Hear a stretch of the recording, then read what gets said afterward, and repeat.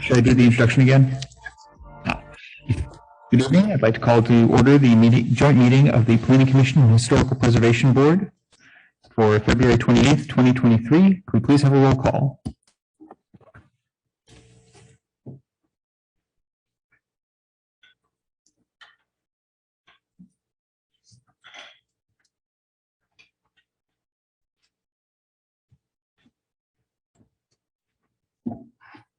Commissioner Fritz. Present. Commissioner Chin. Present. Commissioner Ostrowski. Here. Commissioner Green. Here. Commissioner Kimco. Here. Vice Chair Scissor. Here. Chair Baker. Present.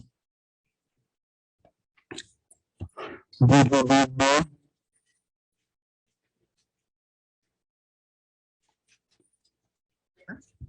Board Member Corduroy. Here. Board Member Folks. Here. Vice Chair Blake. Here. Chair Walter. Here.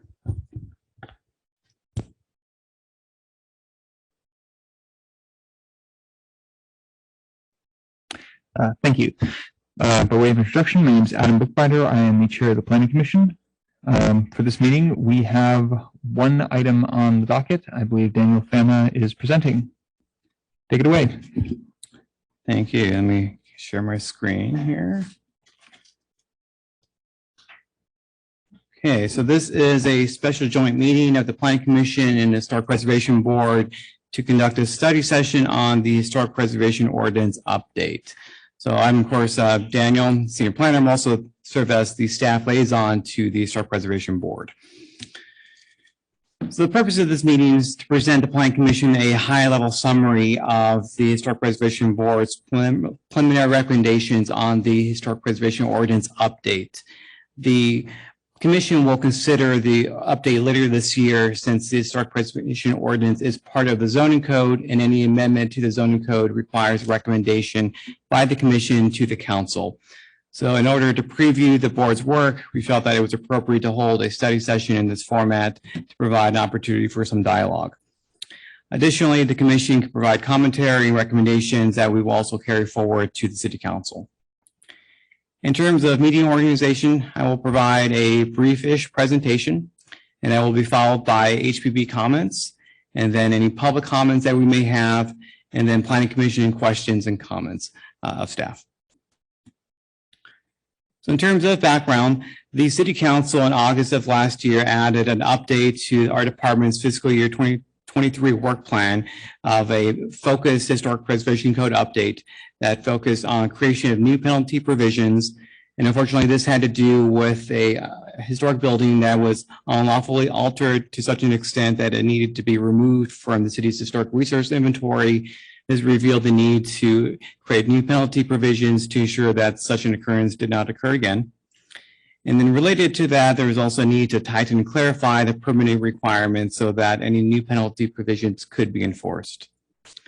And in October of last year, the City Council added creation of a new Mills Act program to the update effort after receiving an audit and report of the existing contracting program from the HPB. In terms of the HPB's activities to date, consistent with council direction, the HPB has conducted 3 study sessions. The first in October focusing on penalty provisions, and in December focusing on new permitting requirements, and then in January focusing on Mills Act program. And that discussion was predicated on the work of the HPB subcommittee that was focused on the Mills Act over the last several years. Now, there's obviously a lot of detail here, so this is a high-level summary. I will do this as quickly as we can. So the main issue currently, as I noted, is that the Campbell Municipal Code does not provide adequate penalties for unlawful work to historic properties. It's likely that if a historic building were simply demolished without a permit, there is really not much the city could do but a $100 citation. This is an evident issue that does need to be addressed. So the HPB's recommendation for new penalties is trifold. First, where possible, HPB would recommend that a building that was unlawfully altered, but that still maintains its historic integrity, simply be restored to its previous condition. With the exception of Alice Avenue. Now, generally, a building that has been damaged to such an extent that is no longer truly historic should not be reconstructed or restored because that integrity has been lost, and at that point it's a fabrication. Now, the exception to that is an historic district where the collective feel of the entire street is important, so that even if an historic building were to be demolished or altered, that its restoration is important to the overall integrity of the district itself. And so to that extent, the board does recommend that on Alice Avenue, which is the city's sole historic district, that any alteration or demolition be remediated through restoration or reconstruction. Now, where that is not possible, the board recommends creation of a monetary penalty based on an in lieu fee equal to the replacement value of the historic structure that's based on 100% of the permit valuation. So that would be calculated at a fee of $280 per square foot times the building size.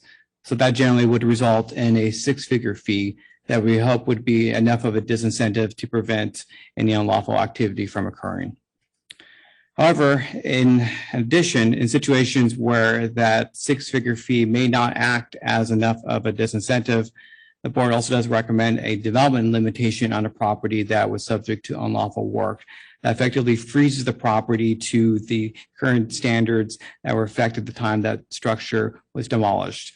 So that if you demolished a 1,000 square foot home with certain setbacks, that is all you could rebuild is a 1,000 square foot home to remove any temptation to then remove that home to be able to build a 4,000 square foot home.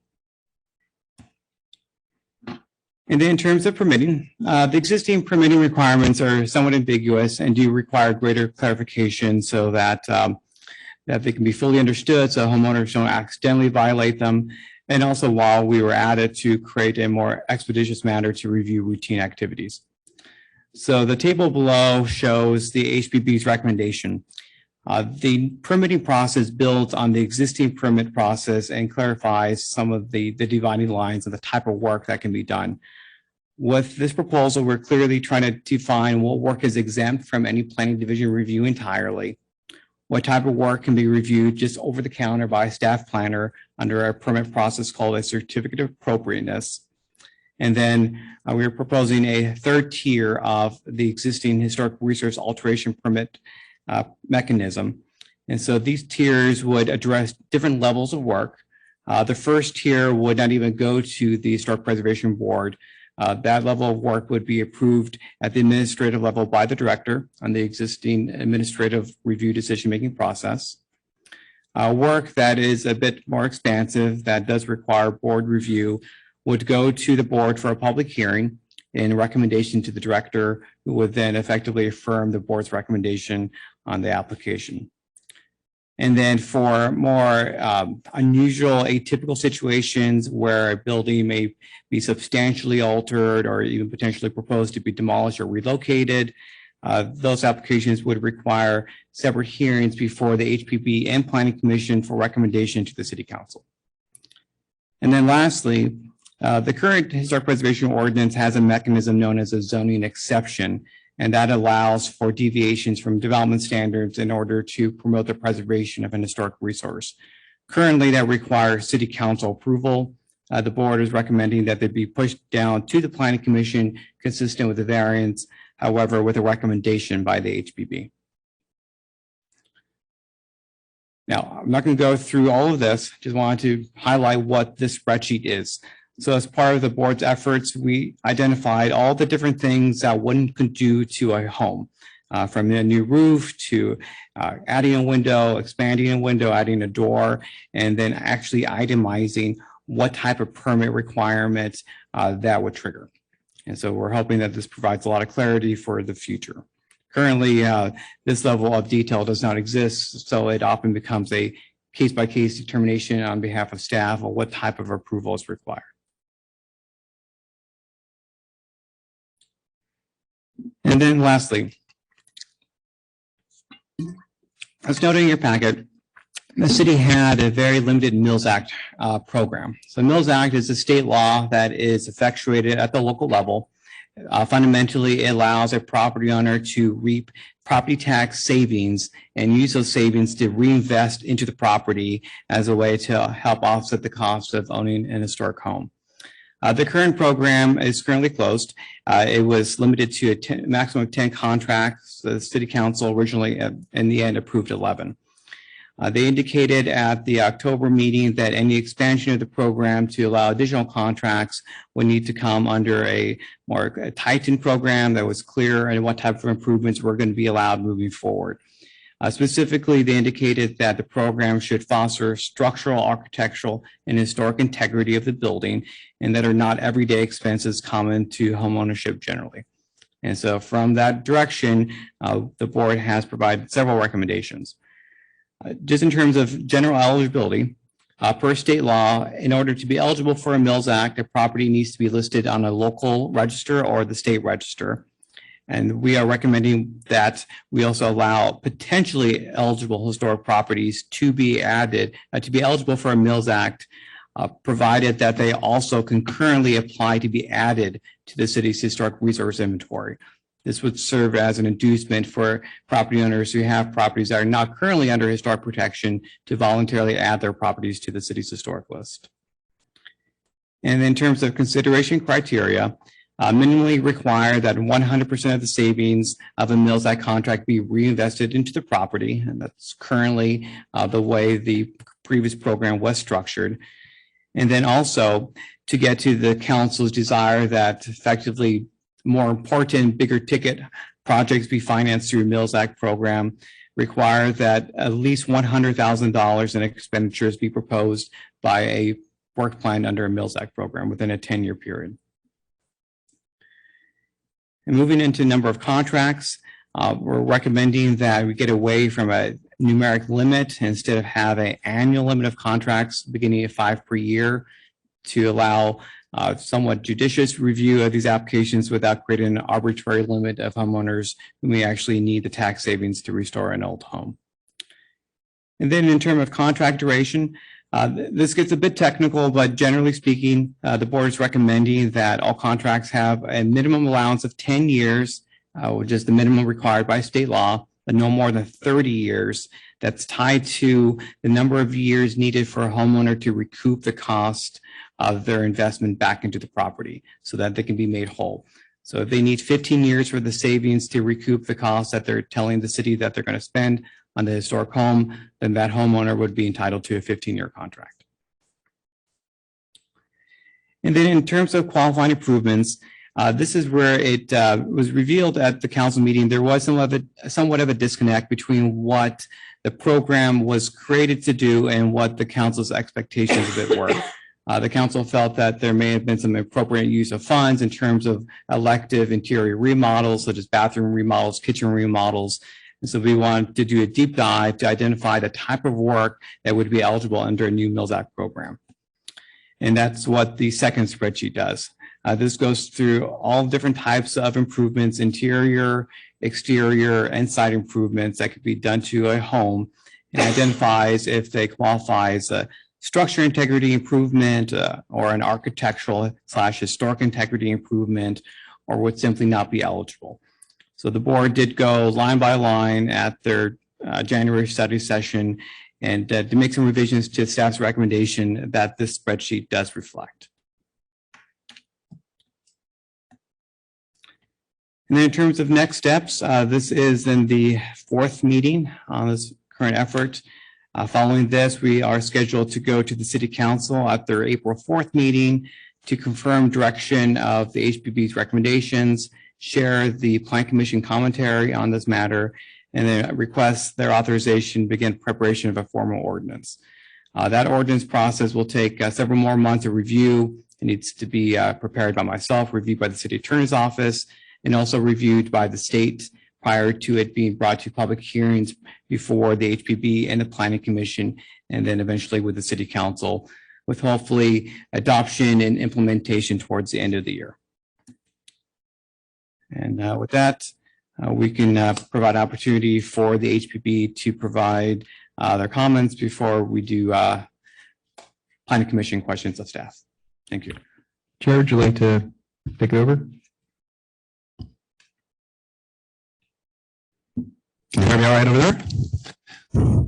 So, without going into a lot of detail per se, I'm not sure if there's something more global you would like to hear from us, in the sense that what Daniel just explained was kind of a last year process, but even backing up for maybe a minute, Susan and I, we were part of the subcommittee that did some research before, which was presented to you today, where we went through and looked at numerous cities throughout California that had similar plans and came up with ideas from what they were using in their Mills Act program, penalties, et cetera, and kind of came up with an outline that we then brought back to the board. And then we had our own kind of study sessions to fine tune that, to say, hey, here's what we're recommending to both the board, to the city council, and then obviously to your group of the documents you see. So this is a culmination of not just us internally saying, hey, we think this is the best here, et cetera. We pulled in information around the state, and we looked at cities that had Mills Acts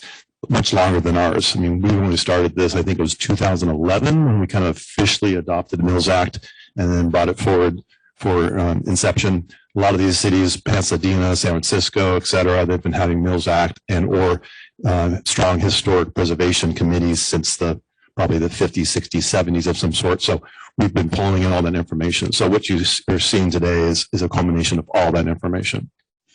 Did I miss anything? Okay, so I'll leave it there. Hi, nice to meet you all. I'm Maggie. And my question is, what were some of the general themes of the community input that you heard in the meetings that you held? If I heard you, sorry, I couldn't totally hear you, but you said you're asking what community input? Yeah, like what were the general themes that you heard from the community in this process? We really haven't heard much from the community at all. We had one meeting where someone came up and asked some questions, and I can't remember if anyone wants to chime in. There was one gentleman that had a couple questions.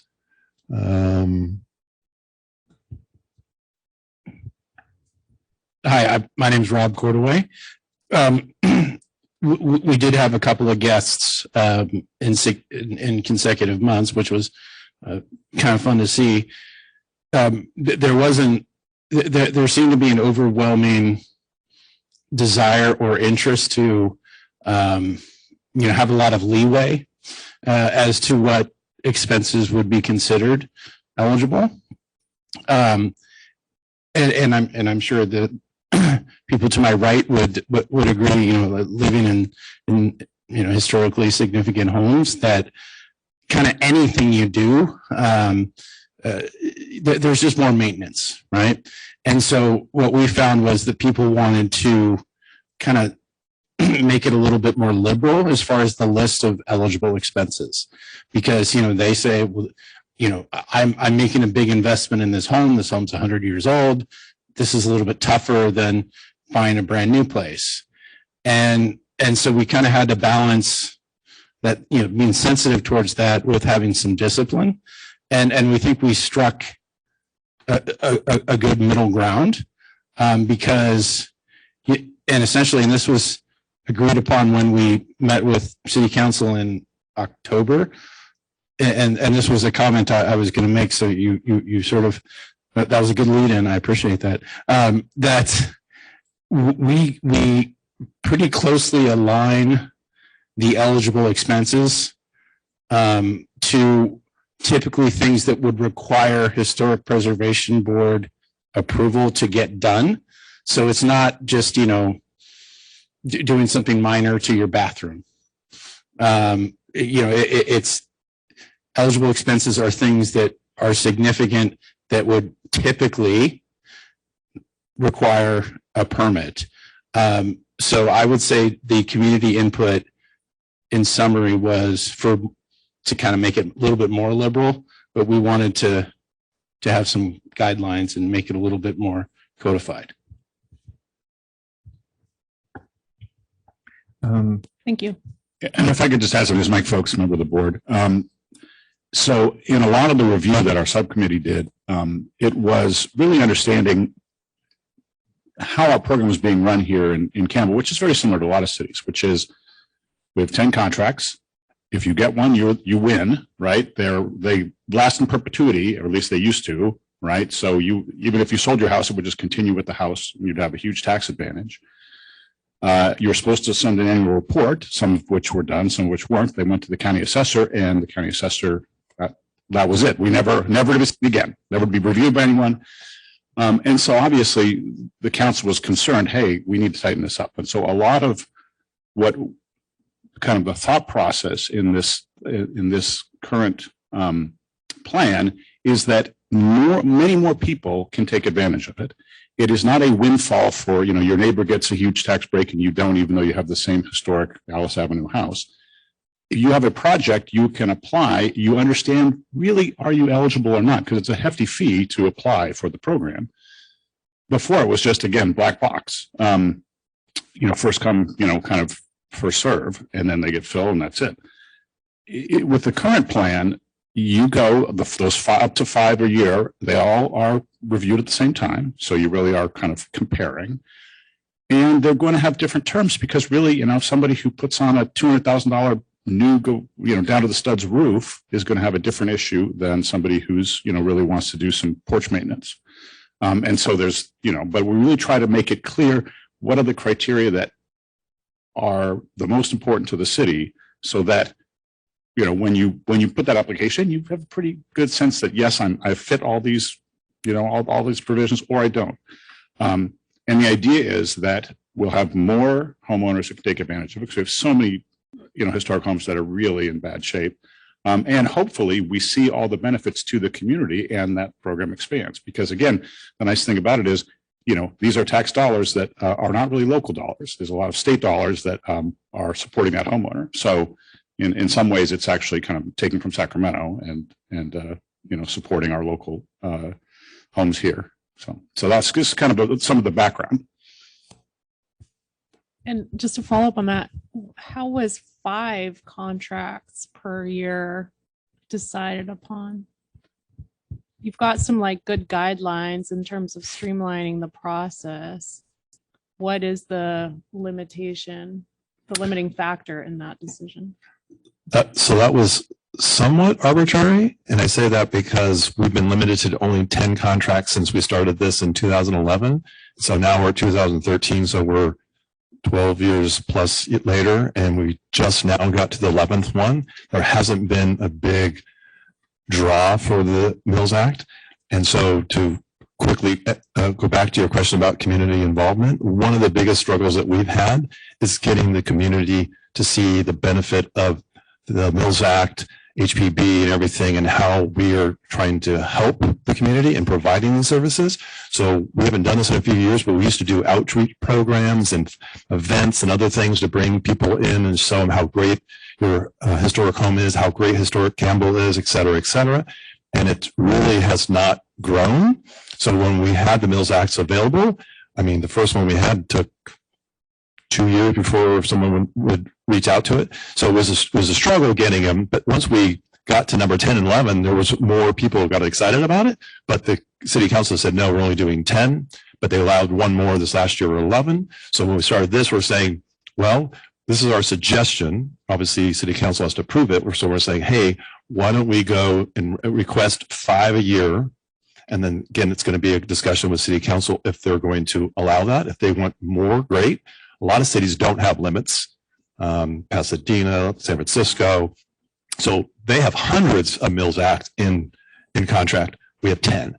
And so if we can get the city council to say, yes, 5, or even say 10 a year, we may not get that per year, but it was kind of a starting point to get that momentum showing the community that there's available. Yeah, thanks. Because my question, or my interest in the question, was around, is there a limiting factor? Is it the review process? Is it resources? Is it something like that that's limiting? And it doesn't sound like it is. And it sounds like certainly the benefits of having more people in the program are very important to the community and historic preservation. So if you did, and it makes sense once you've got a certain number of people, then that opportunity and knowledge about the opportunity spreads within the community, and you kind of get some more. So I would be a little bit cautious about limiting it unless there is a limiting factor that should be considered in doing so. Yeah, and it's, like I said, it's a starting point. We would like to open it up, but there is no limiting factor. The only other limiting factor that could be a problem, and again, it just depends on the economy and everything else, is the staff having to do it. So one of the stipulations that we have in the process is that we're asking that once a year, the applications occur so that everybody comes in, they submit their application all at the same time. Maybe it's January, we have to kind of work out logistics. Then staff knows that every year, this is when that's going to show up, and then they can allocate the resources, time, and everything. And so if we start with 5 and everyone shows up and we have 5 every year, then we might go back to the city council and say, hey, we want to do 8 and we can handle it. I say we, city staff can handle it. We'll be there supporting. So it's really that's really the only stipulation right now in terms of, well, that plus just getting city council to say, yes, we're all thumbs up for opening up for even more. Because when we did the 10th one a year ago, there was actually 3 people that wanted to do it, but we only can give it to 1. But when we went to city council, they allowed us to do 1 more. And then the 3rd person, unfortunately, didn't get that one. So it was kind of hopefully when we do this next round, we'll go back to that family and say, hey, now we have 5 or we have 50, and maybe we can pull them back in and get it. And then maybe that will be an impetus for more people to say, hey, wow, there's more available, et cetera, et cetera. Yeah. So it might be worthwhile looking at the time commitment to doing the review and potentially thinking about increasing it, just so you don't have that overhead of having to go back to the city council when there's more people that are interested, and the time and overhead it would take to do that, especially since there are no limitations other than staff time. But, looking at the report, it seems like you all did a nice job of really outlining what qualifies and what doesn't, and laying out the guidelines. So I would imagine the review process hopefully is also more streamlined. And for context, for context, approximately there are 160 properties in the historic inventory, 130 of which are residential. So we're still talking, a small number. Yeah.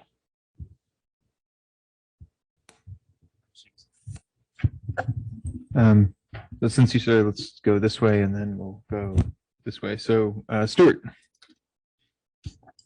Thank you. And I echo Maggie's comments. I thought really thoughtful proposal there. So congratulations. Hear you, sir. Sorry. my husky voice. I'd just like to echo Maggie's comments. Very thoughtful proposal and well thought out. So congratulations on that.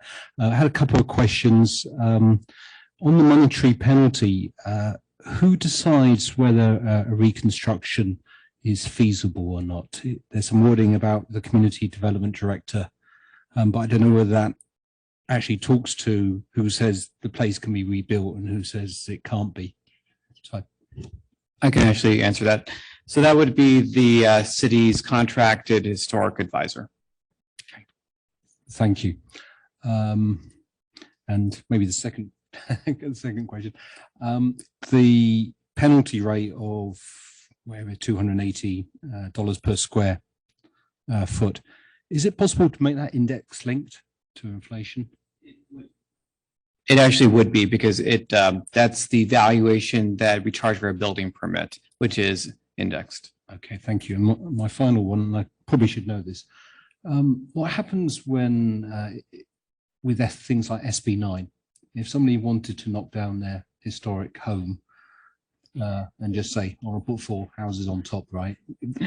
What trumps who, right? Well, SB9 is not applicable to historic properties. Okay, thank you. No, that was it for me. Commissioner Fields. So one question is, it seems like this, first echoing the comments, thank you for a very thorough proposal. This seems like great work.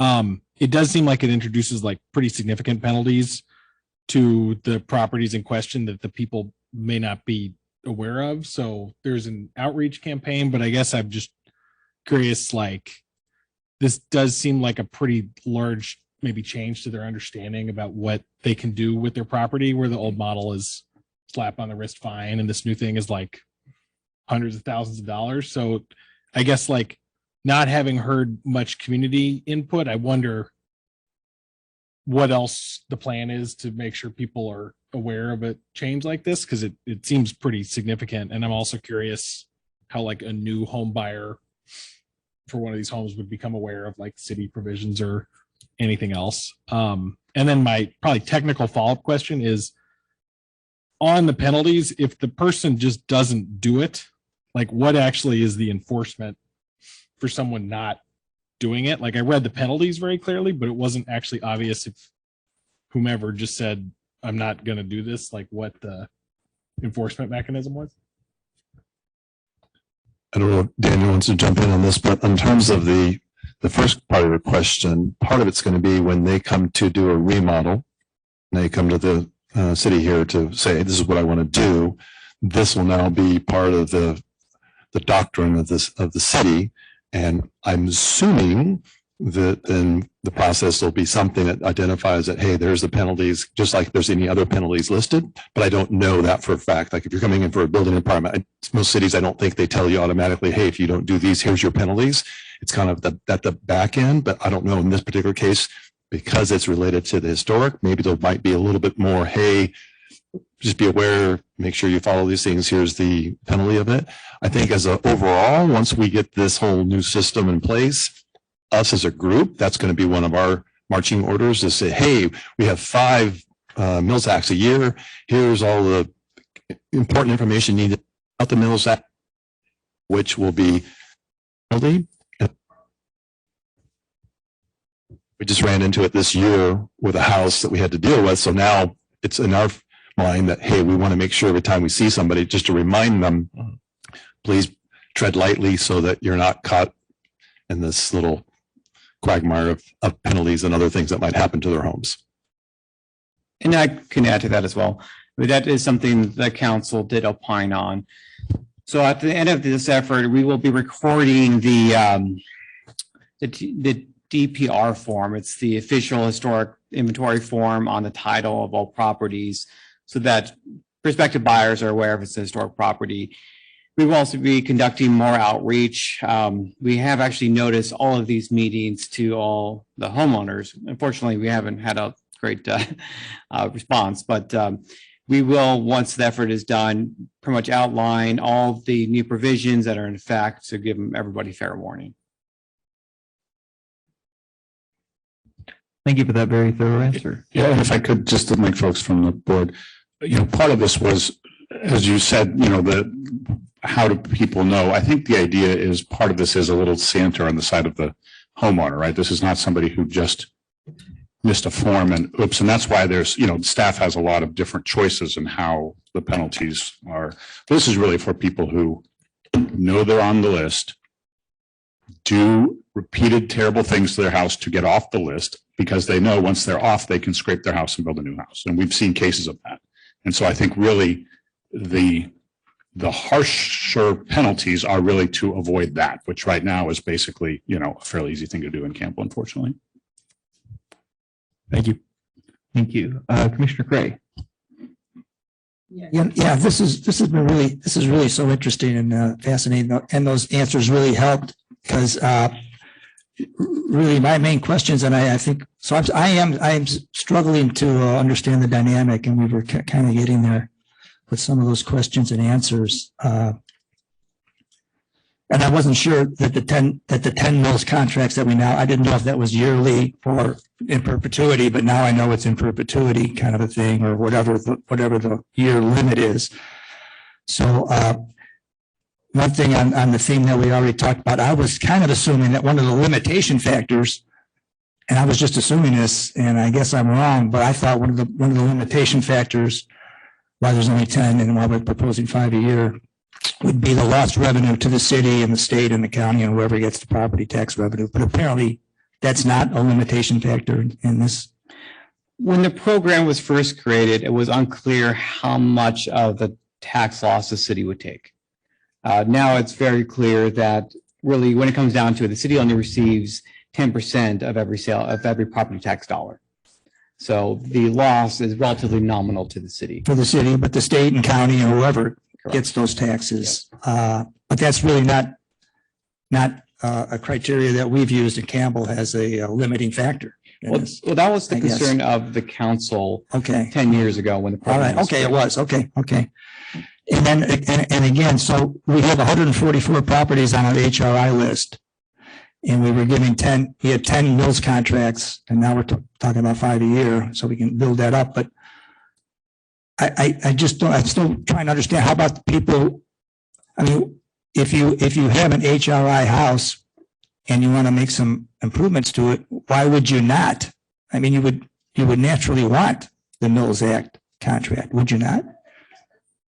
I mean, so all these other houses were not making improvements to their historic homes, or you understand my question? I'm not understanding.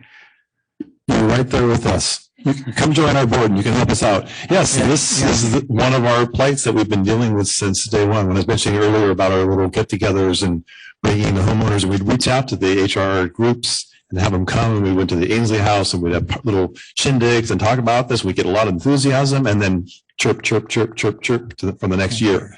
We don't know. We don't know why people wouldn't be interested in it. Granted, there's a fee that you have to pay. I always forget, $1,600 is the application for the process, which in my mind is not huge. Some of these cities, it's $5,000 because the return on your investment from your savings could be substantial. When we did a little analysis last year to look at people, what they were spending and saving, I mean, over 10, 15 years, it's a couple $100,000 that they were receiving in tax benefit that then they were putting back in the house. So $1,600 for the savings of hundreds of thousands. When the economy is like today, that's a no-brainer. I'd buy that in a tenfold. So we don't know why. We don't know why people are not interested. What that leads me to my other real elementary question is, and I'm still not sure. So we have 144 properties on our HRI list. Do the property owners, is that at the movement of the property owner, or does the city put them on the list, or is it voluntary? How do you get on that HRI list, or do you want to be on that list, or? I'm just not sure. The list has been put together over time since the 80s.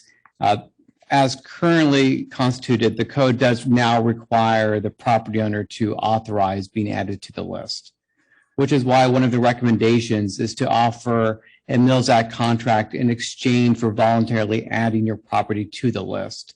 This way we can add to the list, because there are a number of potentially historic properties that are out there that are simply not protected in any sense. I was going to ask if we're expecting more properties to be added to our HRI list. That is a goal of the new Mills Act program. Okay, good. I don't know why we would really want to limit, would be one of my comments, but let me make sure I got on my. Yeah, I thought of it. I can see why most cities would have that. I mean, one of the great things on the planning commission, one of the big pluses when I first joined was learning about Alice Avenue. Oh my God, I had no idea with 30 plus years here. What a great asset that is to our city. But I think that answers my questions. Yeah, thanks very much. I'm just trying to get the dynamics, the thing there, and I think that the program that they've come up with, the ideas, I think are fine.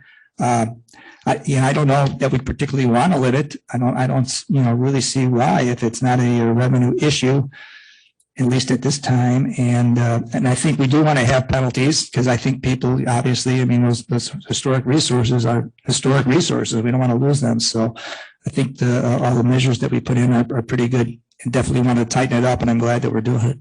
Thank you. Thank you, Commissioner Campbell. Thank you, Mr. Chair.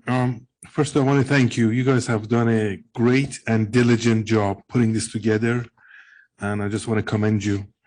And most of my colleagues have asked questions that has actually educated me in this arena. One question that I still have is, so let's say we decide that we need to impose a fine on somebody who's offending the rule. where would that money go? Would it go to a historic, let's say, preservation board or of some kind where they could use that money for what they see fit, or would it come to city coffers? I could answer that. Okay. As the commission may remember, we did have a matter come before the commission last year regarding a property that had to be removed from the list, and that was subject to a $5,000 in lieu fee. So that money was segregated into a special fund that would be used to fund historic preservation efforts as directed by the city council. So that could take any number of forms.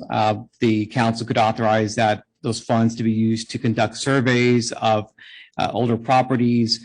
And, as time moves on, more and more older homes may be subject to some level of historic review. So there probably is a point in time where we do need to do a pretty comprehensive survey. The funds could also be used to provide perhaps grants to help facilitate improvement projects, really anything that helps contribute to historic preservation within the city. It would not just be general revenue funds. Okay, excellent. No, for $5,000, I can understand, but if it's like $200,000, fine, those are the real numbers. And I'm glad the number's high, because then it's a reason for people to heed the advice. But for those bigger numbers, I don't know, maybe the attorney can say, can city impose a fine on somebody and just get the money themselves, makes it a little bit self-serving. Yeah, well, actually, although we've used the term fine, we're really talking about a fee, as we had discussed when we did have that other application come before you. So yes, the city can impose fees of this nature in order to fund historic projects or historic preservation within the city. Okay. Thank you. Thank you, Mr. Chair. Commissioner Zisser. Thank you. Yes, I'll echo some of the others who said that this was a lot of work was done, and I appreciate all the effort that was put into it. There's most of the questions of mine have been answered in terms of there's a couple of things. The question of why more people haven't done this, and I guess my question, it sounds like you've had some outreach over time, but the question I have as a guy who used to be in marketing, it's like, have you reached everybody? Are all these people who have historical properties really aware of the Mills Act and the benefits of it? And do you feel like you have reached them, reached a majority of people? Because my take is that people who are in these properties, they should know that they're in these properties, and they should know what is available to them, like the Mills Act. And also, I mean, the one that came up where the new owner pleaded ignorance about what he ended up doing. It's like, well, I don't know if we all believed him or not, but the question, he indicated that his real estate agent didn't tell him anything, the title company didn't tell him anything, is like he didn't know. Okay, so my question is like, do we really know that we've reached the 130 owners sufficiently such that they understand the benefits they can get out of the Mills Act, and whether or not, I don't know how often these things are turned over, whether you get new owners and those people don't know. So that's one question I have. And then the other question I have, I'll put it out there also, is on the thing about the building limit to the same size as a way to hold back people building something big in place. Did you discuss whether or not this is too restrictive, whether or not you would consider maybe if you allowed, I mean, if there's a 1,200 square foot place on there and they're limited to 1,200 square feet, it seemed, my first take on that would seem unreasonable, that maybe there should be allowed to be able to build, something 30% or 40% or 50% more, or something where it would make some reasonable sense. rather than restricting somebody to put up another 1,200 square foot cottage. So, which obviously doesn't sound exciting in these days, but those are the couple questions that I had. So your first question about notifying everybody, yes, we've been notifying people for years. And yes, granted, some of the people that we've notified a few years ago, the house might have turned over, but we've also reached out to the real estate entities around the area and notified them and explained to them and tried to come and help them with our knowledge to then partake in when they're selling a house, what the benefits are and things like that. That didn't go great. I mean, we got some information, but we didn't feel warm and fuzzy that, oh, they're going to do it.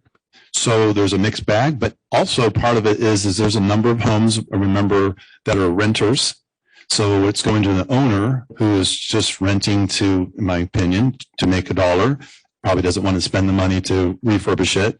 There's a lot of homes, especially nowadays, that people are buying thinking that they're going to tear it down. And so, yes, maybe they know that the Mills Act is available. They know that they're on the HRI, but they're planning on trying to do their remodel and maybe they're going to tear it down. So, there's a mixture of that in there. And yes, once we have this revised Mills Act, we will reach back out and start all over again. But we have been over the last 10 years reaching out as best we can through all the different avenues to get people excited and to join it. In terms of the square footage, again, it's somewhat subjective in what we're thinking, but if you have 1,000 square foot home and you do something to tear it down, then we say, oh, it's okay to build 2,000 square foot. Now we've kind of defeated the purpose, even though you get a $200,000 fine or whatever. So I guess that could be an open for discussion of where that threshold is. But again, we're trying not to encourage people to pay a fine and then build a bigger house. If somebody comes in and it's got, endless cash flow and they're going to do it. I mean, I don't know how to control some of that, but if we can say, hey, this is the restrictions, my guess is that you won't have that issue. And we haven't had it to date, except for maybe a couple occasions, but out of 144 homes, 2-3 homes that does something in that vein, that's a big percentage of people that we're trying to save. We're not looking at 1,000 or 10,000 homes on the HRI and it's a handful. So again, there's a balance there trying to achieve what we're trying to do. Okay, thanks. Good answers.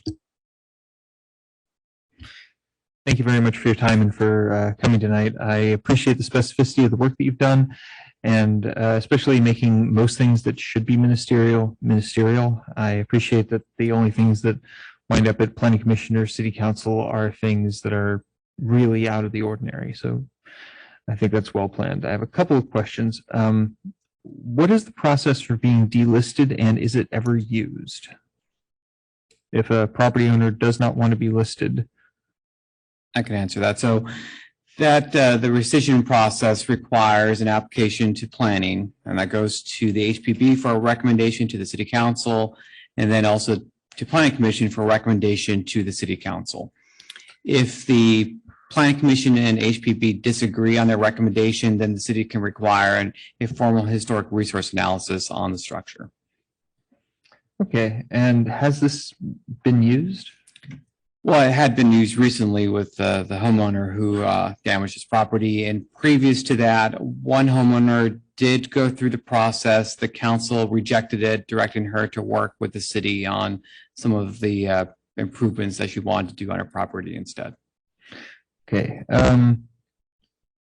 Do we know if any other cities have similarly high fees? Do we have similarly high fees for anything else? Like, do we levy 6-figure fees on anything? We have very high fees for tree removals. So trees can be valued as a type of asset. So very old, large trees can ring up fees in the tens of thousands of dollars. And that has happened on a couple of occasions.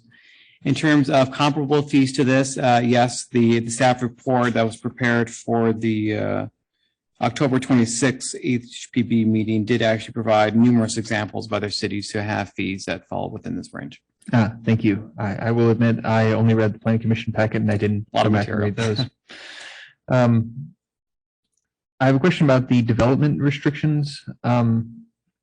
Are those allowable under SB 330?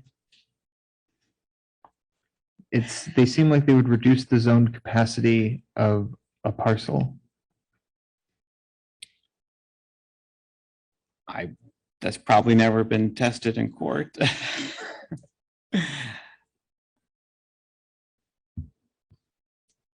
Yeah, I'm not, I would have to look at that in a little more detail. But of course, there is a date limitation in SB 330 that says you can't reduce it below what was in effect in, I believe, 2018. And I'm not sure how that would come into play here.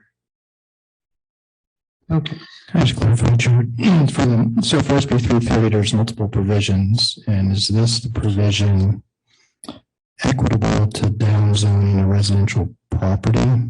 I just want to make sure what part of SB 330 you're referencing. Yeah, I believe it's referred to as no net loss. I think it would just mean that we would need to concurrently upzone somewhere else, or if we had enough buffer, we would not necessarily need to, but I just wanted to call that out as a possible issue here. So I'll just add, and I know Bill will be more articulate. In this instance, we're talking about the houses have been lost, so the housing stock was gone, and then the proposal is to stay on the property to prevent rebuilding housing for a certain time period. Okay, I just want to understand the question. I'm sure we can look into it more, but I'll let Bill weigh in.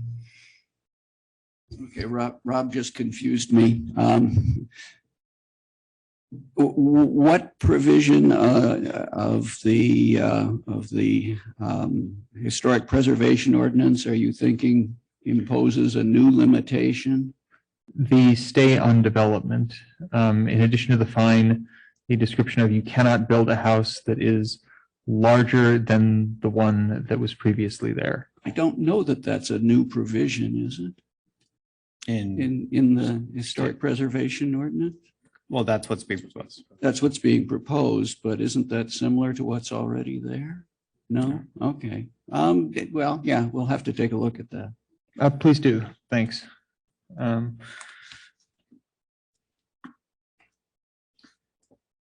Question, what will happen to the existing Mills Act beneficiaries? You folks described it as there are, as I understand it, 10 people who have essentially hit the jackpot and just get a really sweet break on their property taxes in perpetuity. Is that going to continue, or is that going to be wound down and switched over to the 5 people a year can apply for, a particular project? So I can address that. So all those contracts have 10-year work plans. So they provided 10 years for the work. So minimally, every contract holder will be provided those 10 years. At that point, we will need to evaluate to what extent they've expended their savings. If they've basically completed the work plan and they've been made whole through the savings, the recommendation would be to file a notice of non-renewal to wind down the contract. Those homeowners will likely also be given the opportunity to propose additional work, however, if they feel there's more work needed for the home. And then the city council, the HPP recommendation can either approve a new contract or an addendum to the existing contract consistent with that proposal. Okay. And one last item, it looks like ADUs appear to be non-ministerial under this rule. Is that allowable? I can point to the specific bit. Let's see. So I think you're referring to, so the certificate of appropriateness, that's actually a ministerial permit. The code already uses a zoning clearance, which is the current instrument for a ministerial review, which is renaming that to certificate of appropriateness, which is a more common terminology when it comes to historic properties in other cities. Okay, but that's not a discretionary permit. Correct. Oh, okay. Excellent. Those were all the questions I had. Thank you. I believe our next item is to open for public comment. Yes. Excellent. I'll open the public hearing. So anyone present here would like to speak on that item, please come up and introduce yourself.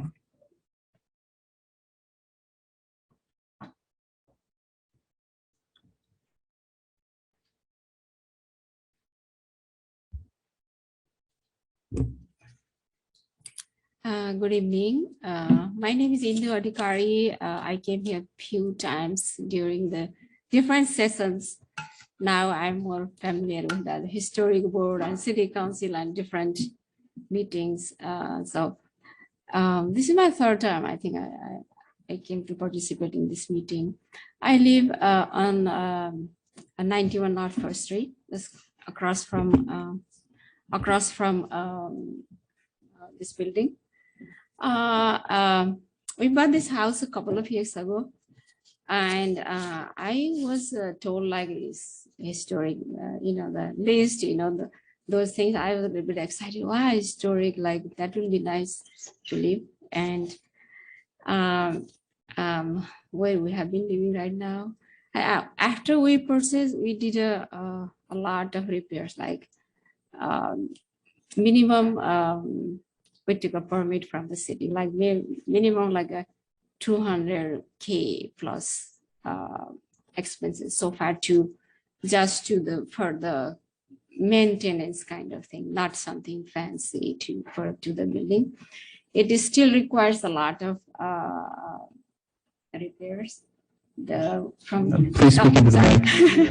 Sorry about that. From the storm, like I just noticed today, like there was even my bedroom, it was leaking. So those are the things I really needed to, that we need some kind of funding to repair those things. That is my situation right now. And to mention about the Mills Act, whether or not I was interested in, I tried to contact the city office multiple times, several times, I would say, because I'm interested in this program, because this house we just bought is very, very, the old, and everything needs to be replaced. That is the scenario. You can see from the city work permit what we applied. We did heating was long list. I have 2 pages list what we did. And I have been contacting to the city, like how can I get into the Mills Act? I heard about this program from other city where my, my relatives live. And how can we be in this program? I have been contacting here a few times, and I presented to one of the historic board too that I'm interested in the program. I don't know about other 132 plus homeowners, whether or not they are interested, but I can tell, I want to tell right now that in this meeting that I am very interested in the program, because these old houses, like 1912, our house was built, this requires a lot of repair. So thank you. I am very interested. If you need any volunteering work to promote your program, I'll be very, very happy to volunteer. You can reach out to me. I talk to Daniel sometimes. So I just want to mention, I'm interested. I'm very excited about this program, and thank you for opening up this opportunity for the homeowners. I will be reaching out to the program. Thank you very much Thank for you your so much. comment. Thank you. Does anyone else want to speak? Is there anyone online who wants to speak? I'll close the public hearing. All right, let's start from this side for discussion. Well, yeah, no, I like all the ideas they have here. Again, I don't know necessarily that there has to be a limit. It doesn't sound like that's the issue. It sounds like for that particular homeowner, I guess we have a historical expert who reviews all these applications and makes the decisions, I suppose, or the recommendations on whether property can be added to the historic resource inventory or not, right? Yes, I mean, we have a historic advisor on contract who does assist us as needed. Yeah, well, yeah, we have to depend on the experts there, but I think this is good. I think we definitely want to have the bigger penalties. I'm not sure where we got that. I'm not sure where that $280 per square foot figure That's comes from. the building code. But it's in the building. Oh, okay. So, yeah, no, I think all the ideas are good. Why limit it? I think let's try the bigger patches and continue with the outreach. I think you got to get the word out there as best we can. And I think it's great to have the historical resources, and we got to keep them while we can. So thanks. Commissioner Campbell. Thank you, Mr. Chair. I think I have no issues with everything that's been provided. The only other factor that I suggest maybe we should take into it is how long have the homeowners owned the property. If they just bought it, let's say 6 months, and all of a sudden it gets raised, then that probably should get more attention, more I guess enforcement action versus somebody who's been there 10 years and then something happens. I think some credit should be given to people who've been there a long time, and all of a sudden either it turns into a rental and then it goes bad, or the so-called owner occupancy of the unit probably should play some kind of a factor. I think that's my comment. Thank you. Thank you. Commissioner Zisser? I mean, it sounds like the HPB did a great job of working on this along with staff, and I obviously they did their homework and looked at other cities, and so I see nothing. It seems like the right thing to do. We definitely need something more substantial, and so I certainly support this effort. I mean, I would just, again, I would look at making sure that we have a mechanism for, and it was mentioned to talk about putting in something in the titles, right? So to make sure that people know and understand that they have a historical property, and the requirements that are associated with that in terms of putting in addition, adding on or making changes. So that to me is really important, is that we make sure that kind of situation gets implemented. Thank you. Commissioner Fields?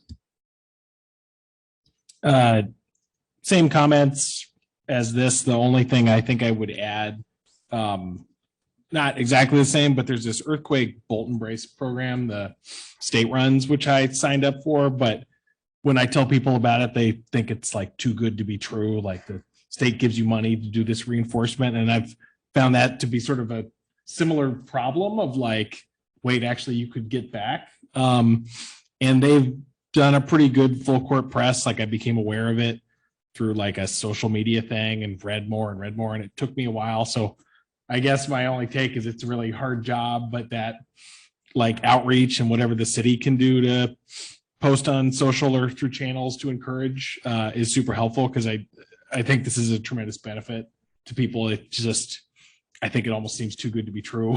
And, whatever you can do there is great. So thank you for the report. Commissioner Ching. Yeah, thank you. Echo fellow commissioners' comments there. Great job. It's nice to see some teeth going into our ordinance as opposed to some potential abuses of the system. And yeah, great that we're doing the outreach. It's partly education and keeping at that education. I don't know whether there's incentives on the application fee that it could be reduced or increased depending how quickly they take it to create some compelling event for engagement. But I guess you guys have thought through all those options already, right? But yeah, great job.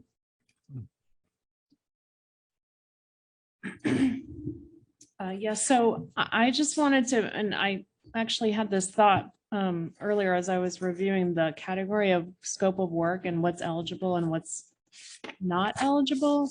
It kind of struck me as being a little bit restrictive.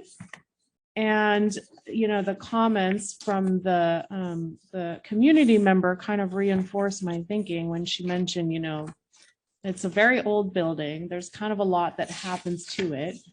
There are kind of just endless maintenance issues, which I can kind of imagine.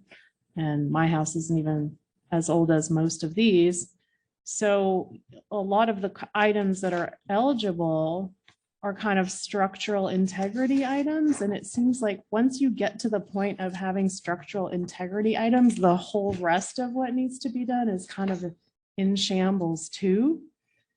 So I'm concerned that the restrictiveness of this is going to limit our ability to preserve these buildings because we're not being open enough to all of the other expenses associated with maintaining these homes as being part of the funding that can be received through the Mills Act.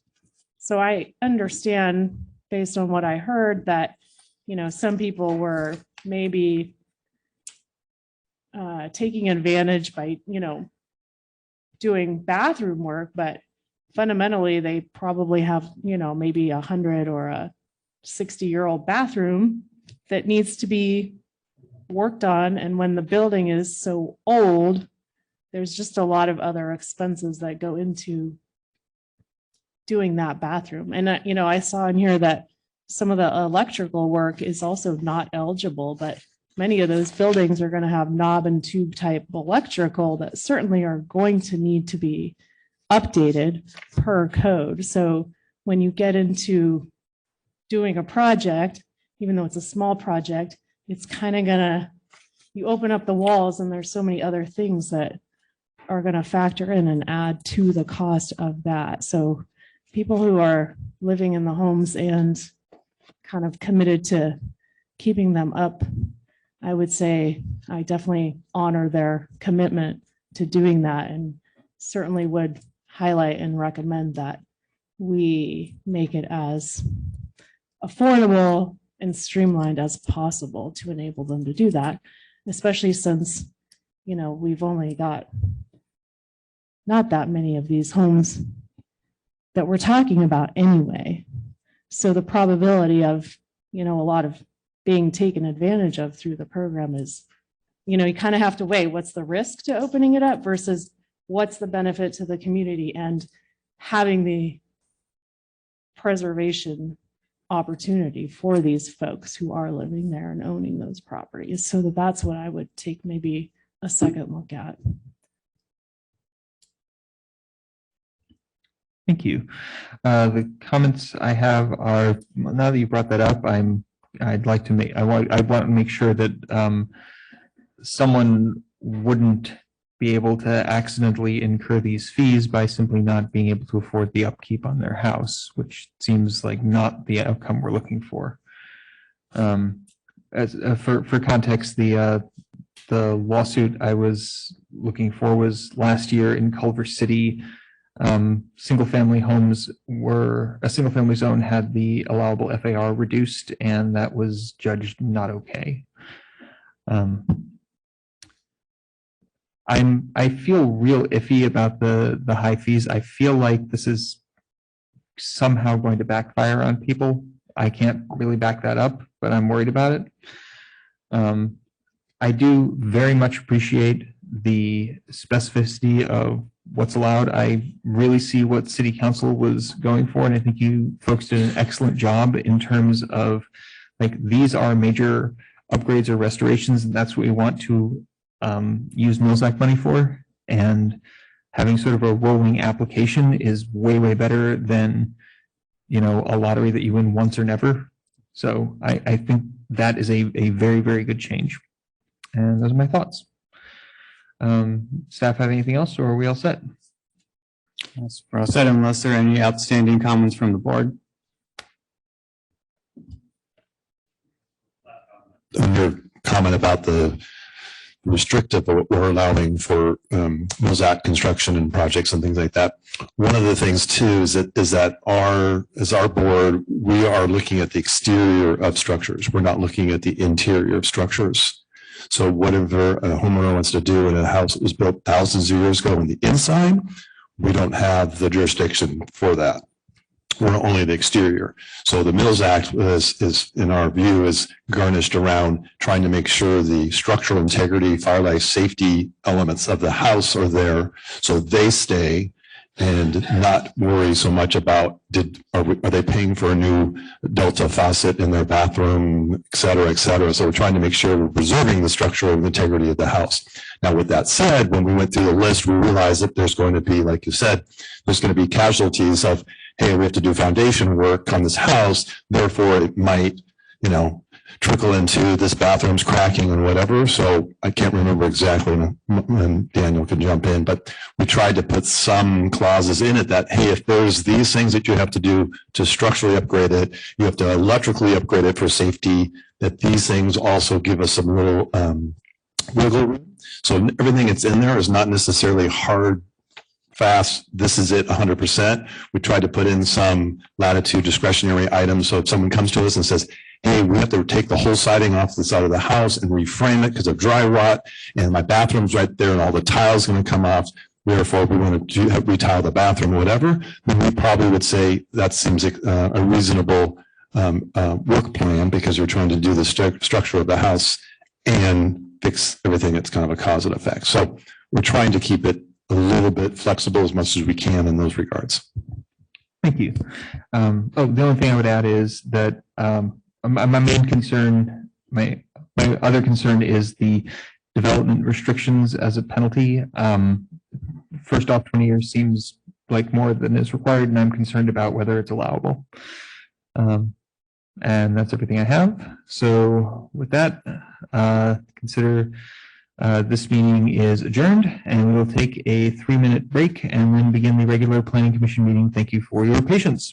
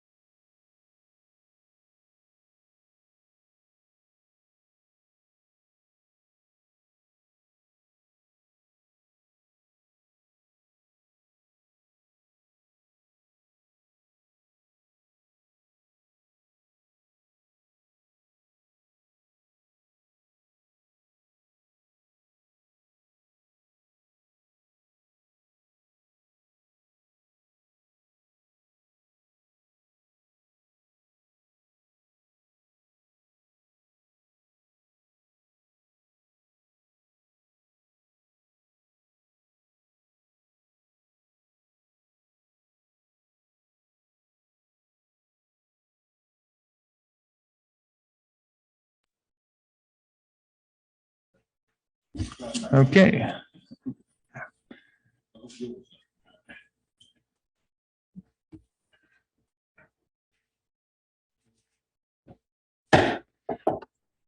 Good evening. I'd like to call to order the meeting of the Planning Commission for February 28th, 2023. Can we please have a roll call? Commissioner Fields, present. Commissioner Chin. Here. Commissioner Ostrowski. Here. Commissioner Crum. Here. Commissioner Kamkar. Here. Vice Chair Cesar. Yeah. Chair Bookbinder. Present. Thank you. My name is Adam Bookbinder. I am the chair of the Planning Commission. Has everyone had a chance to review the minutes? Yes. Are there any comments? Okay, I have two. On page 5, just a nit. It says that I said that the state wants you to put an ADU in your front yard. That's just the state wants you to put an ADU in your yard, and so does the city. And I would also rephrase, acknowledges that the project pushes on two sides of things, keeping property values and pushing on affordability, to acknowledging that housing affordability and property values conflict with each other. Those are the notes I would have.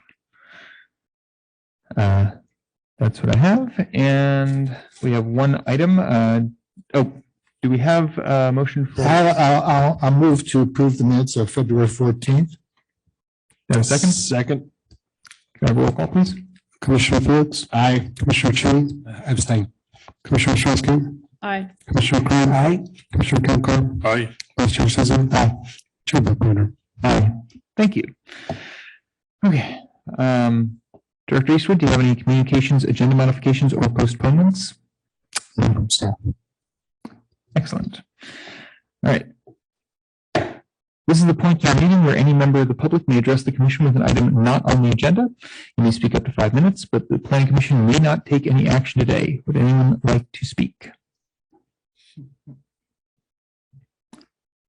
5. Hey, Raja Palila, 1216 West Hyacinth Avenue. I came here today, to talk about the objective standards and stuff. I get 2 minutes, whereas I get here 5 minutes, right? So it's a 200-page document I have to use all the time. I have to drive my point to you and bug Rob as much as I can. So briefly, right, the house element process was great, right? Staff did extraordinary jobs, a lot of community meetings, great input. We planned for more units than what we wanted, what is required by RHNA process. We always need the buffer because there are a lot of properties that won't be converted and whatnot. And then came the objective standards designed by Opticos, and they mixed the objective standards with a form-based zoning, which lay over on top of zoning for general plan, right? Like we have the zoning in general plan, and then there is this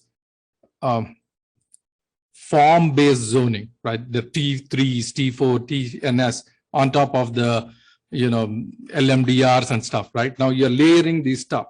And then the objective standards are like setbacks, driveway cards, and there are like so many layers you have to put together, to get an idea of, oh, does this work? Does this work? Does this work? Right?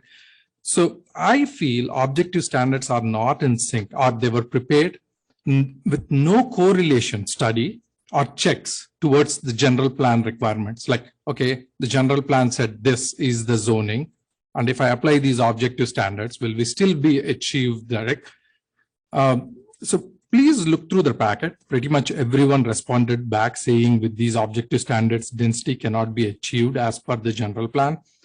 Especially folks like Dallin Group, which came up with townhome planning. Pulte Homes, which was planning townhomes along the St. Thomas neighborhood, not St. Thomas neighborhood, St. Thomas Expressway. Valley Oak Partners, which again came up with one more set of townhome project, right? So these are the kind of units which address the missing middle, right? Like not the transient people, like young people or singles, like who live in a studio or a single one-bedroom homes and stuff. These are the people with kids, families, and stuff. And most of the identified sites that that will be able to accommodate these kind of missing middle housing are in like neighborhoods with single family residents all around. I'll take an example here. The 864 St. Thomas Road, which was presented 2 weeks ago with all those beautiful renderings of townhomes and small single family lots, which achieved the required density, and all of us, like the 3-floor design elements, neighbors, but still we saw some neighbors worried about the traffic and the density, even though they were fitting into things. Compare that to the property, like if you look at the test fit document that Opticos has made, compare that to the property 900 St. Thomas Equina Road, which is like one property away. Like between these two, there is one road and one property, that's it. What they have designed to achieve the density on the objective standards is they put in 750 square feet studio apartments, right? So in a neighborhood with single families and things, the test fit they have presented is, hey, go build this studio apartment complex in a U shape and L shape, which has no relationship, or in a design way blending of this stuff, right? That had to be done because they said, hey, St. Thomas neighborhood, there is 28 feet restriction in height, and that restriction, this restriction. So I hope you folks are able to see the point I'm trying to drive. Like the density said one thing, instead of planning to put good buildings that will fit into the neighborhood, we are trying to put weird buildings where people will have like, oh, this looks like an odd sore in between a single family neighborhood, which won't be well received. There'll be people here talking about it and whatnot, right? But the whole objective standards and this housing element was supposed to be done to make it easy for everyone. The last thing I want to highlight is the objective standards are set in such a way to permit 750 square feet to 1,000 square feet units, which will be rentable units and not resident owned or like family living units. So I know the next meeting is coming up in like 2 weeks. So I wanted to bring this to your attention so that you can go through the document and understand. Thank you. I think I'm on time. Thanks. Thank you very much. Is there anyone else who would like to speak on topics not before the Planning Commission tonight? As such, I'll close the public hearing. All right, our first item tonight is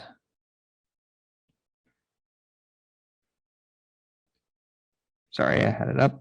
PLN 2022-45, application by Christian Nielsen of Nielsen Studios for a conditional use permit modification with site and architectural review to allow the expansion of a dental office at 2160 South Bascom Avenue in the C2 General Commercial Zoning District.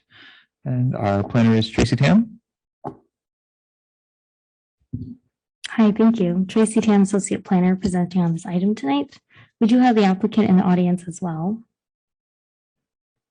So the project site is located at 2160 South Bascom Avenue, generally in the corner of South Bascom Avenue and Shady Dale Avenue. The Planning Commission did approve a conditional use permit in 2015 to allow for the same dental office to locate here. And now they're proposing to expand operations to occupy the entirety of the building. So as mentioned, the applicant is proposing to expand the existing dental office into the adjacent tenant spaces, which is approximately 3,000 square feet. The previous business that was occupying the space before was a hair salon. They have since vacated, so now the space is vacant. They are also proposing to restripe the existing parking spaces, construct a new trash enclosure, and to remove a set of exterior stairs and a mezzanine area that will no longer be needed. The proposed hours of operations are pretty standard. It's 7 a.m. to 7 p.m. Monday through Friday for staff hours, and then 8 to 5 Monday through Friday for business hours.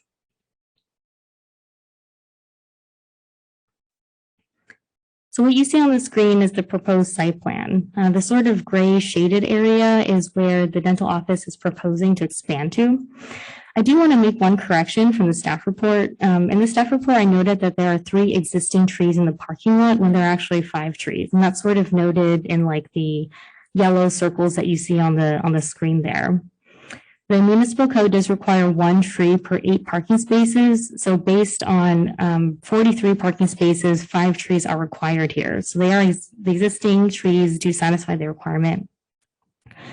The applicant was initially proposing 3 additional trees, which are sort of shown in the red box on the north end of the site, or the top part of the slide. But the applicant is now proposing 1 additional tree as noted in that green circle area next to the ADA parking space. The applicant can speak a little more to this request during their presentation, but staff is still supportive of this change as the site will meet the municipal code requirements for a number of trees required in the parking lot.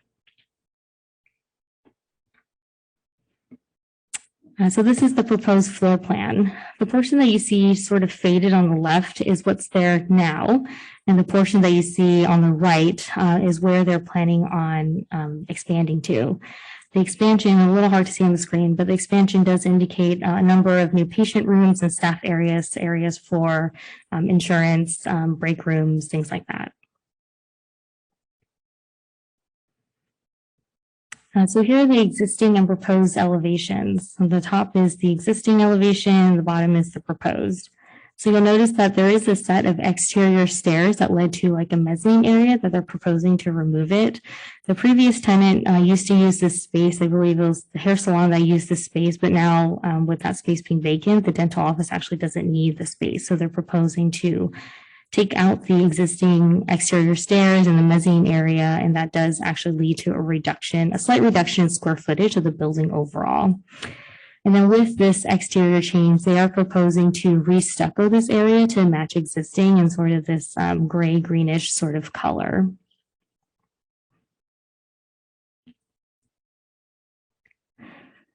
I do want to note, as part of staff's recommendation, that this approval does include a 2-year approval for them to file for building permits instead of a 1-year approval to file for building permits.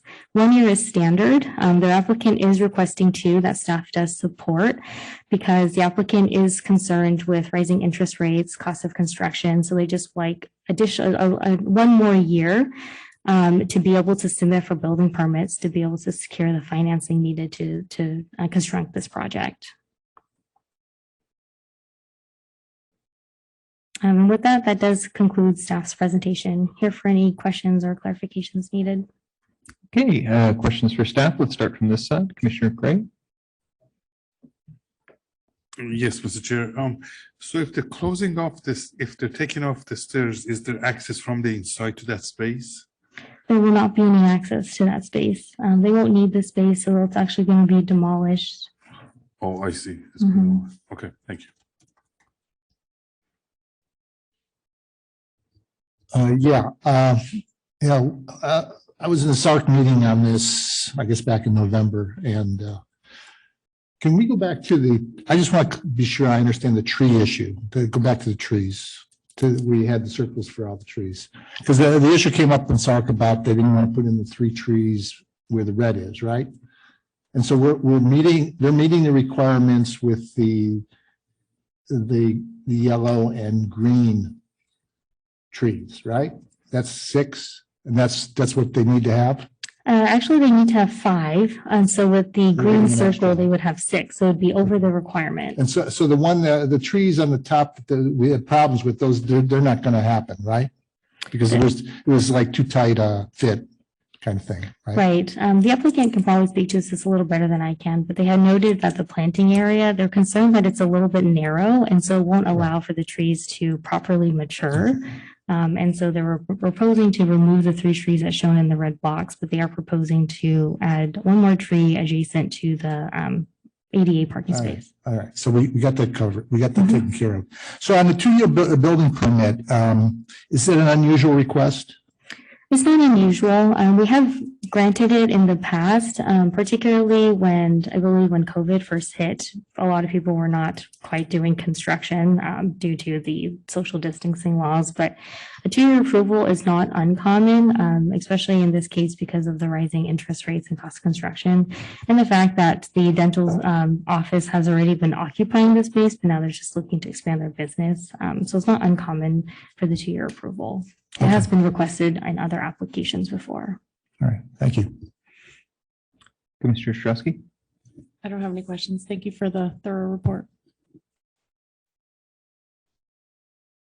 I think just for my own edification, like what specifically about this required it going to planning commission? Because it seems relatively benign to everything else I've seen us cover. So what triggered it to go to planning versus just to be something handled by staff? So medical offices, or I think the use category technically is medical service / clinic use, that requires a conditional use permit.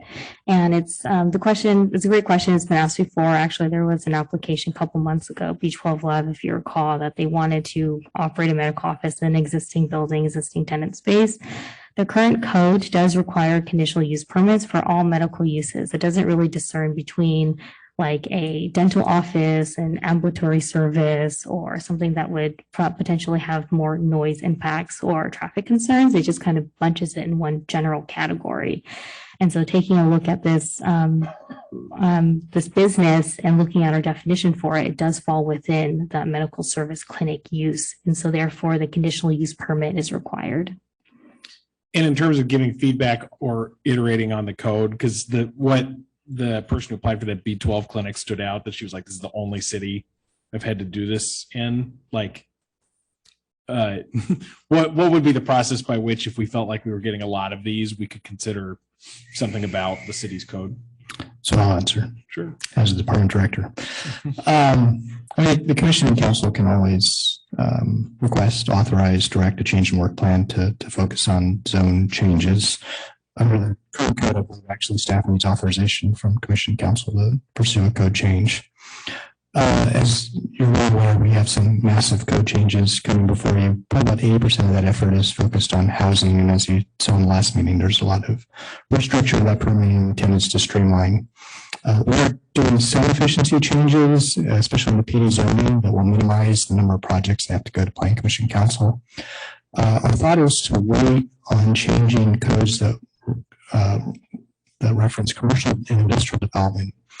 Right now, the city is starting an economic development plan update and engaging stakeholders, and out of that, envisioning sort of the future of Campbell, what businesses are desired and not, and likely a lot of economic development recommendations coming out of that. I think our thought is once that plan is complete and the recommendations come out, that would inform how we go forward with code updates. And of course, this would be something we could look at. Great. Thank you. Super helpful. Roughly when would you expect that to show up here? We do have on the work plan, I think, at least 2 touch points with the planning commission. There was a kickoff with the city council last Tuesday, actually. Chatham Concepts is the consultant. It's been a 1-year effort, targeted adoption ultimately before council, probably by January of next year. I think at least 2 touch points with the planning commission later this year. One will be on results of surveys and one on a lot of looking at marketing and branding for the city. So that will be coming to the commission. Thank you. Excellent question. Thank you for the thorough report. I'll open the public hearing. Would the applicant like to speak?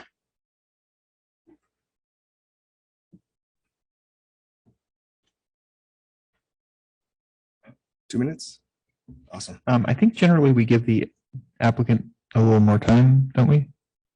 Well, I'm going to speak and also Christian's going to speak. So yeah, we you can have 5 minutes. I don't think we have a crowd pushing on the door. Well, thank you for the thorough report as well. Dr. Jeremy Ueno. So I'm the owner of Ueno Center Dental Specialist. I'm a periodontist. In our office, we do have 3 periodontists, so 2 associate periodontists under myself and an oral surgeon, 3 hygienists. Our focus is on dental surgery, periodontic surgery, and oral systemic health. And our big focus going forward is going to be on airway, so breathing for children mainly. My wife is a general dentist, and she wants to kind of expand on this within the community. Our son is autistic, our oldest one, and so we believe that airway issues in pregnant females can lead to autism. And so that's one thing that we want to push in the community is airway. We also believe that mothers with, children with airway breathing disorders can lead to ADHD and other issues with cognitive development. So that's going to be kind of the push of what our clinic is going to be. So we're not just looking to be just a dental clinic, but we want to kind of merge the gap between dental and medical. And so that's kind of what my vision is going to be, and that's why we want to expand. In terms of the expansion itself, we are going to expand into the entire building if we can. We look to add about 4 new chairs to the office. We do want to split the office into one side being surgery, being the periodontist and oral surgery side, and push hygiene and say the airway clinic on the other side. So we want to separate the two. Obviously, if you're coming in to get your teeth cleaned, you don't want to be in the same room where someone just got his wisdom teeth extracted. So want to keep everything separate there. We also are adding a lot of room for the staff. So we do want to, we do have a large staff already. We have about 25 staff members. When we expand, we'll probably have 30 plus. So we are going to add a lot of room for staff. On top of that, we're adding a lot more admin space. So we've actually run out of admin space in our current project, or current space right now. So we actually have about 3 people working from home to take calls and things like that. We just don't have room for them in the office at this point.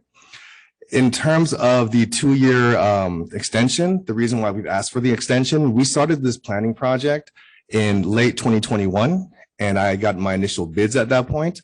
Interest rates were fairly low during that time as well. When we were getting close to getting our to getting the permit and also to getting the loan closed, the mortgage rates the interest rates went up significantly, and all of my vendors said their fee is 20% higher. So we're looking at a project that was going to be sub 2 million to over 2.5 million.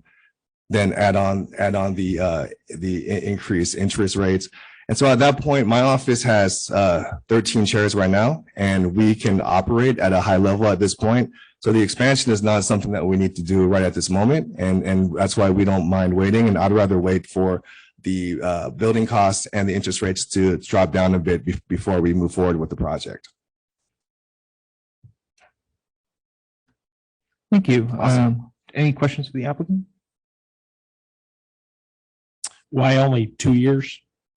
Do you think it's going to get better in 2 years? So we're hoping. My financial advisors have all said that they do believe things will start getting better in 2024. They do think 2023 is going to be a year where we're not going to be able to do any building because the interest rates are still going to remain very high. So again, I don't have any need to do this tomorrow, and that's why we've asked for the 2 years. And the reason why we want to get the permit done is we've done all the work to get this far. So we just want to get the permit done and then have hopefully the 2-year period, so then we can get this done once we're ready. I am also a resident of Campbell, so I don't mind paying the taxes here. And I do want to make sure that we continue to make Campbell a great city. So that reminds me of another question. So you're going to be paying rent on an empty space until you're ready to? Well, I own the building at this point. Yeah. So it's the mortgage. Yeah. Got it. Got it. Thank you. All right. Thank you very much. Great. Thank you. Please introduce yourself. Good evening, commissioners and Chair Bookbinder. My name is Christian Nielsen. I'm the architect for this project. I can address the tree question. So originally, when we started out on this project and we were working with Tracy, it was our understanding that we had to add 3 trees to the site.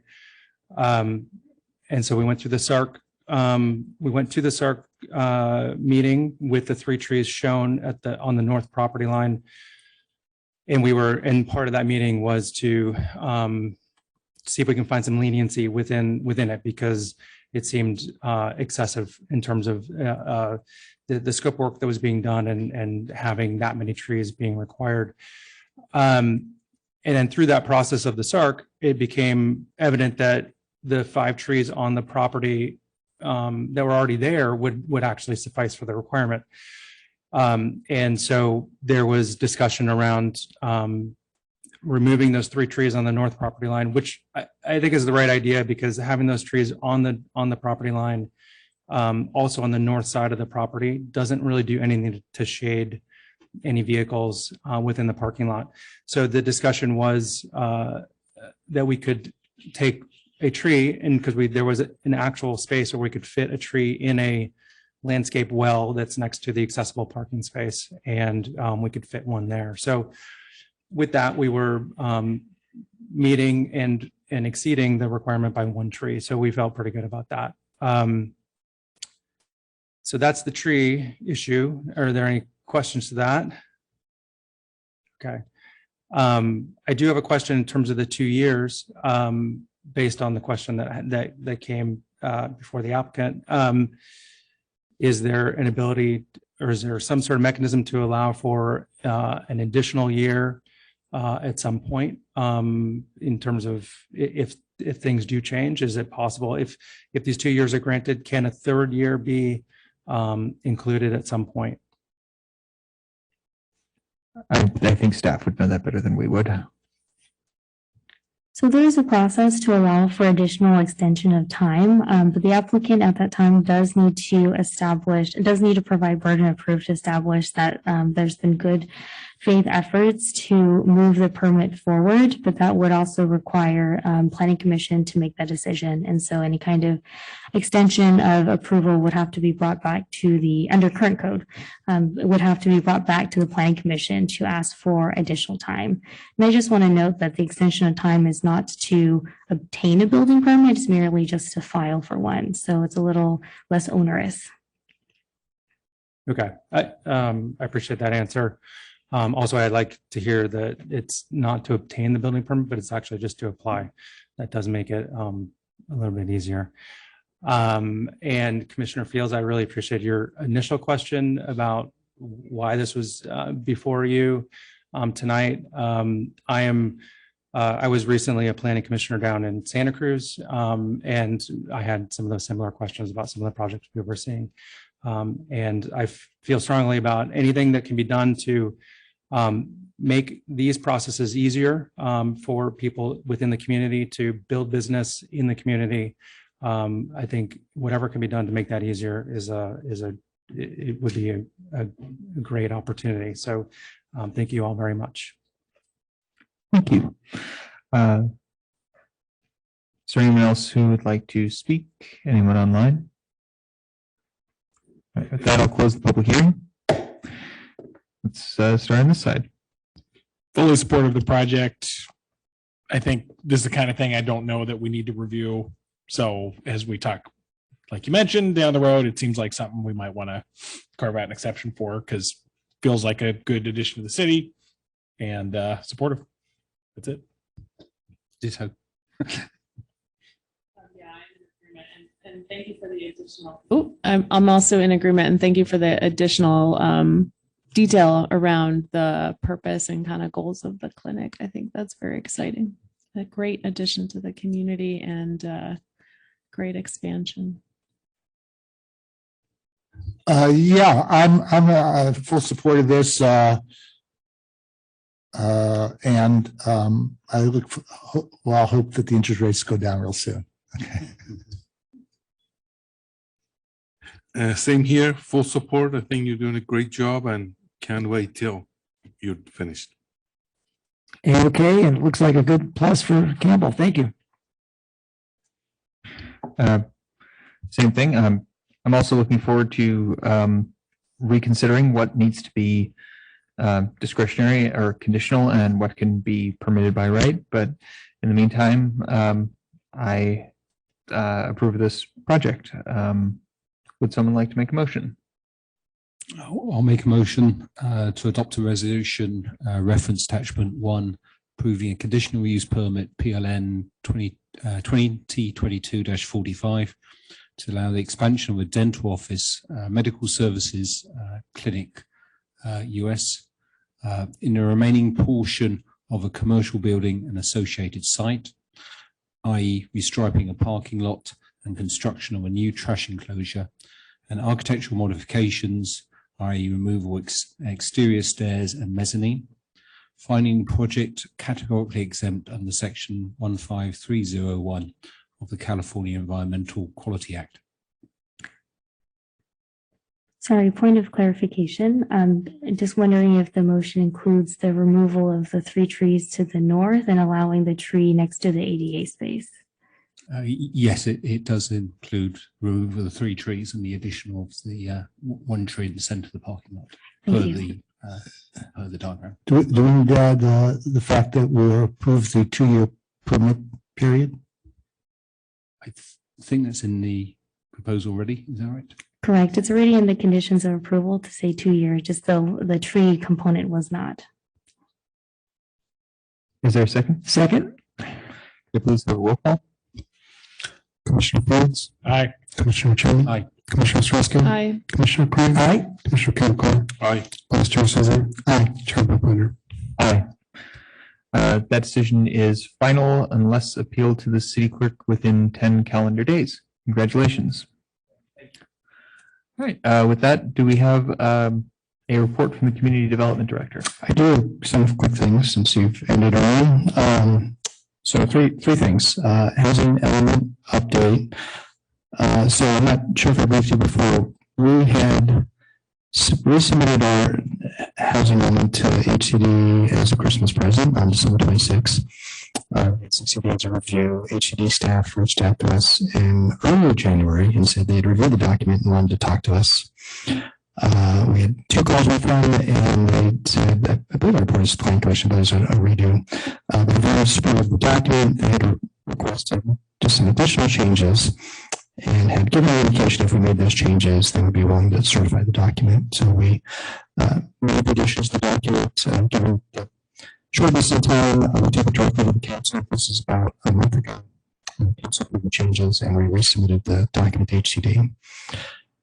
Unfortunately, we received a call from HCD about 2 days later, and they outlined a few additional items they've requested Campbell to add to the document, and subsequently sent us a letter, which is in the public record, which I can provide the commission, which does request some additional changes. So, putting a lot of backstory behind this, had brought me on the we've gone through the changes requested with our technical consultants.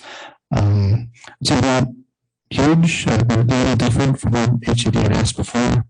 We can absorb them into the document probably within the next 2 weeks. And at this point, our recommendation is to stay on schedule. Submit the document to HCD for another review. Our recommendation will be to take the revised document to the Planning Commission Council, adopt the document because we believe it meets HCD's recommendations and is compliant with housing element law, and then submit it to the state for certification. But we also continue to limit the exposure the city has. The city did not meet the initial January 31st deadline. Most cities in this county have, but the longer there is a delay in not adopting the housing element, there is more exposure to the city. So there is an update on the housing elements, and just want to let the commission know I'm preparing off agenda memo to the council on this, and happy to distribute that to the commission also. Yes, please. Yes, please. How sure are we that these are going to be the last changes? Not a death by 1,000 slices, right? Great negotiation strategy. It's a hazardous question to answer. So I mean, I guess reading between the lines, my impression was the review we had was very happy with the one we had not talked with his supervisor until last minute. The supervisor brought up a few additional issues, and thus those issues were put on the table. So I'm hopeful. I was hopeful last time. We've looked through most of them. I'll just be honest, I don't think much of what HCD is asking will actually change the policies, programs, and approach we have to build housing in Campbell. It's more of sort of checking a few more boxes and filling in more data requests. So if they hadn't come back with these additional changes, we would have been, you mentioned, was it 31st of January was the deadline for the city to be compliant, and the only reason we weren't were because the additional changes that came through from.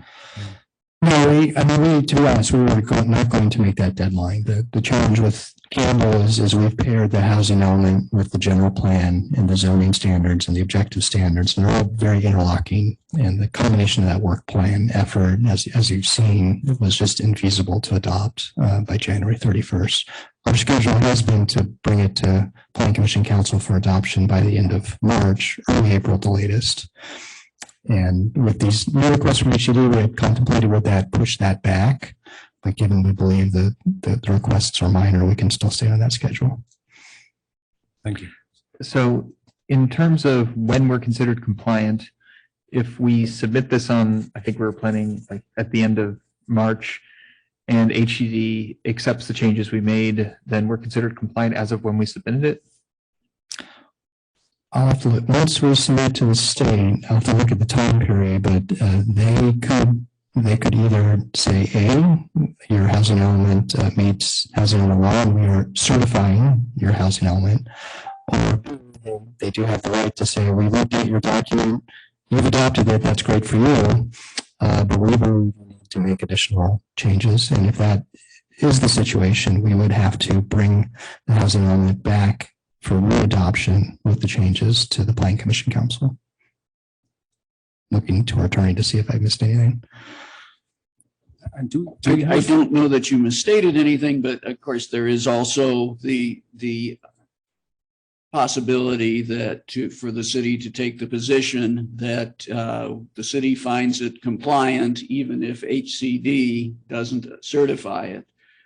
We would not get the presumption that it is compliant, but the city has its own right to make a determination of compliance.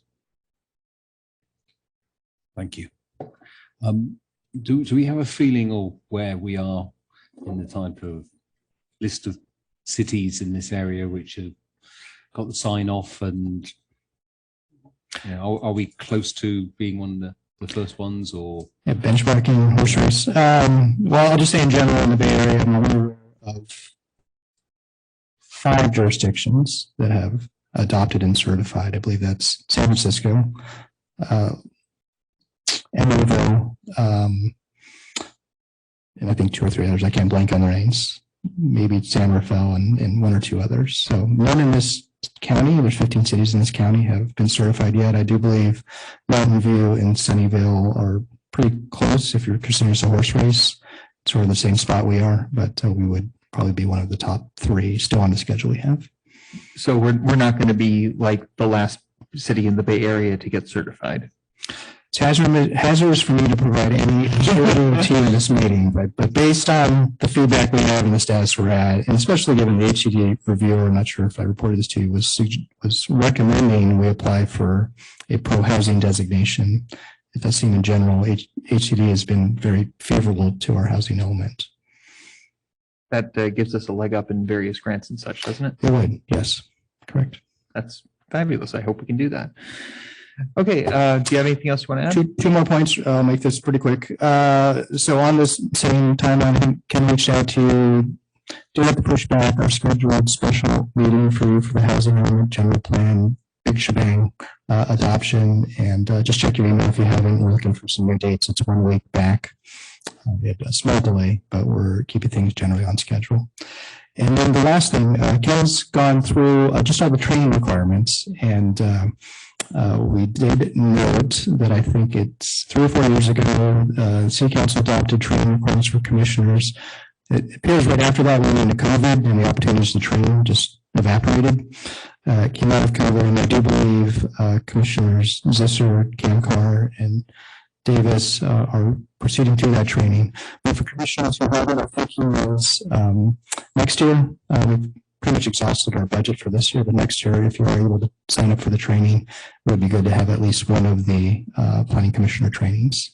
So we'll notify you ahead of time. I think it's typically in, looking at Ken, March, April. Yeah, around March, the beginning of spring.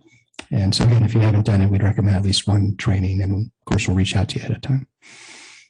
And that's all I have.